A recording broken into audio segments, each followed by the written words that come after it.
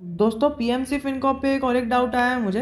PMC Fincorp जैसा कि आपको पता है कि किस सेक्टर में काम करती है, एनबीएफसी सेक्टर में, और उसके सबसे ऊपर में जो है सेक्टर लीडर वो बजाज फाइनेंस है। अभी कई सारे लोगों का ये मन में डाउट आया होगा, मोस्टली नहीं लेकिन 1 और 2% लोगों का, जिसने स्टॉक मार्केट में थोड़ी सी रिसर्च की है, उन्हें पता होगा बजाज फाइनेंस ने कितने ज़्यादा रिटर्न्स दिए। लेकिन दोस्तों अगर आपने ये सोचा है कि बजाज फाइनेंस जैसा अच्छा स्टॉक और दूसरे जो बड़े बड़े स्टॉक्स है वो पहले 4 रुपए पे थे, 5 रुपए पर थे, और अभी देखो कितने पर बैठे, 7,000 पर बैठे। मतलब ये पहले इसने ना 1,28,000% का जो रिटर्न दिया है, जिसने पहले से होल्ड किया उसको मिला होगा। अगर आप ये सोच रहे हो कि जिस बंदे ने इधर पे होल्ड किया है उसको ये वाले रिटर्न मिल रहे होंगे, तो आप कतई गलत सोच रहे हो। और ये क्यों गलत सोच रहे हैं वो मैं आपको थोड़ी देर में बताऊंगा। देखिए ये जो बजाज फाइनेंस है बहुत ही अच्छी कंपनी है, नंबर 1 कंपनी है। निफ्टी 50 और सेंसेक्स में कितना बड़ा हिस्सेदारी है वो हमें पता ही है, और उसके बाद आती है बजाज फिनसर्व। लेकिन दोस्तों आप अगर ये सोच रहे हो कि ये जो 5 रुपए है ना, अभी पीएमसी फिनकॉर्प भी कितने पे चल रहा है, एग्जैक्ट प्राइस की बात करें तो एग्जैक्ट प्राइस इसकी करंट प्राइस है 2 रुपए,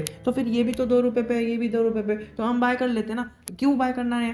अगर ये अभी बड़ा है, हम भी 5-10 साल होल्ड करेंगे या फिर 15-20 साल होल्ड करेंगे, हमारा स्टॉक भी इतना आगे बढ़ जाएगा और हम भी करोड़ों रुपए कमा लेंगे। दोस्तों एक बात समझ के रखना, जब भी मैंने ये स्टॉक को सजेस्ट किया था ना, तभी ज़्यादा इन्वेस्ट करने के लिए मैंने पहले से ही डिस्क्लेमर दिया था। मैंने ओवरऑल अच्छा बिजनेस बोला था, बिजनेस अच्छा है और जो उसकी ग्रोथ है वो अच्छी है, लेकिन 2 से 3 पॉइंट का मैंने ध्यान रखने बोला था। और मैं अभी भी मतलब मैंने हर एक वीडियो में कहा ही है, लेकिन मैं इस वीडियो में फिर से दोहराऊंगा नहीं। लेकिन मैंने बजाज फाइनेंस के बारे में जो कहा है वो मैं आपको बता दूंगा। आप अगर ये सोच रहे हो कि टाइटन जैसा बड़ा शेयर जो ज्वेलरी में काम करता है, बजाज फाइनेंस जैसा शेयर जो अभी निफ्टी 50 का इतना बड़ा पार्ट है, जो अभी 5 रुपए पर था और अभी 5,000 रुपए पर है, तो दोस्तों ये गलत सोच रहे हो। और ये गलत क्यों सोच रहे हैं? क्योंकि इन्होंने ना डिविडेंड और स्प्लिट दिया है। जब भी आपको पता है डिविडेंड और स्प्लिट आता है, चलो स्प्लिट और बोनस आता है, तभी स्टॉक की प्राइस नीचे हो जाती है। और वो नीचे होने पर ऐसा नहीं देखना चाहिए कि स्टॉक ऐसा ऐसा गया, मतलब स्टॉक की प्राइस ओवरऑल इस तरह से ऐसा ऐसा गया और बीच में गैप आ गया, ऐसा नहीं दिखना चाहिए।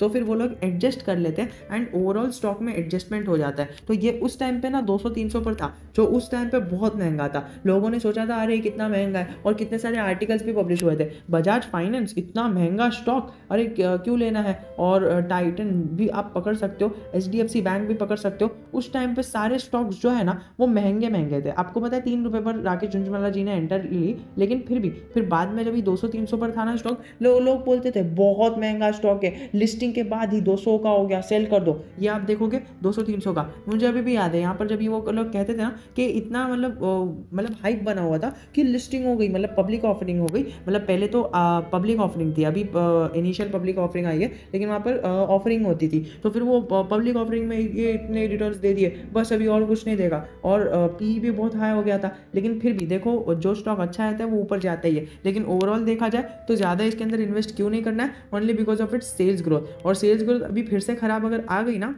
तो बस ये स्टॉक अभी मतलब नीचे ही जाएगा, क्योंकि देखिए सेल्स ग्रोथ बहुत ही खराब आई है। हाँ ऑल दो मैंने मेरा खुद का इसके अंदर इन्वेस्टमेंट है, लेकिन ज़्यादा नहीं है, because I I am attracted towards this financial sector. और फाइनेंशियल सेक्टर एनबीएफसी सेक्टर के अंदर वो बड़ा एक एडवांटेज रहता है कि लोन नहीं रहते हैं, एनपीए नहीं रहते हैं, जो हमें एक लेवरेज देता है over the other banking stocks. तो वो एक बहुत ही अच्छी बात होती है। और पीएमसी फिनकॉर्प का बिजनेस भी अच्छा है, लेकिन जिस तरह से उन्हें रिटर्न्स नहीं मिल रहे, और ये आपको लाजमी है, कोविड की सेकेंड वेव की वजह से हमें ये रिटर्न्स देखने मिल रहे, लेकिन ये प्रोग्रेस में ही था एंड दैट इज़ वाई मैंने इसे बहुत पहले बाय किया था। But because of it's progress अभी थोड़ा सा कोविड की वजह से ये थोड़ा सा नीचे है, लेकिन फिर भी जैसे ही कोविड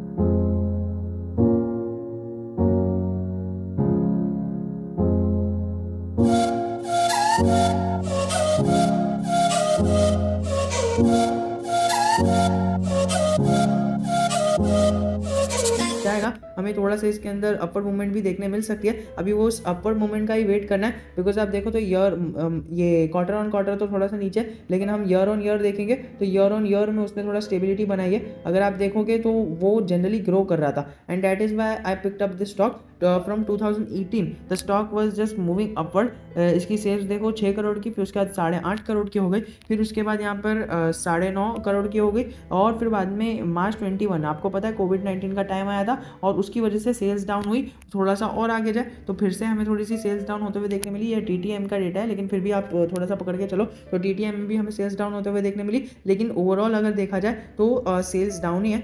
हमें अभी अगले साल का डेटा देखना पड़ेगा, मार्च 22 का, तो उसके अंदर ये ही हमें सब चीज़ क्लियर होगी। बट अभी जो क्वार्टरली रिजल्ट है ये स्टॉक के शॉर्ट टर्म और लॉन्ग टर्म दोनों पर्सपेक्टिव के लिए बहुत मैटर करते हैं। Long term in the sense आप पकड़ सकते हो 3 महीना। अभी देखिए अभी जो रिजल्ट आएगा ना, अगर खराब आता है तो मैं तो डिस्क्लेमर दे रहा हूँ, मैं इधर से निकल जाऊँगा और मैं अपना प्रॉफिट बुक कर लूँगा। मेरे को ऑलरेडी ही बहुत ही अच्छा प्रॉफिट हो रहा है। अगर आप पकड़ो तो 100+ ही प्रॉफिट हो रहा है मुझे, तो उसकी मुझे कुछ चिंता नहीं है। और मैंने तो पहले से ही कहा था, मैंने अपना कैपिटल बुक कर लिया है, तो अगर वो पैसा डूब भी जाए तभी भी मुझे कुछ नहीं है। और इतना मिनिमम सा अमाउंट मैंने इन्वेस्ट किया था कि वो अगर डूब भी जाए तो मुझे कुछ फ़र्क नहीं पड़ेगा। लेकिन मैंने तो अपना कैपिटल बुक कर लिया था जैसे मुझे 100% का रिटर्न मिलना चालू हुआ। लेकिन अभी फ़िलहाल मुझे 95 के आसपास का रिटर्न मिल रहा है, विच इज़ काइंड गुड। अगर प्रॉफिट अगर या लॉस आता है और अगर सेल्स कम होती है या फिर कंसोलिडेटरी सेल्स आती है, मतलब पहले जितनी सेल्स आई थी अभी भी उतनी सेल्स आती है, तो मैं शायद इसमें एग्जिट लेने का सोचने वाला हूँ। तो अभी जो भी मैं डिसाइड करूँगा वो तो मैं यूट्यूब चैनल के माध्यम से अपडेट कर ही दूंगा। But if you have any doubt in your head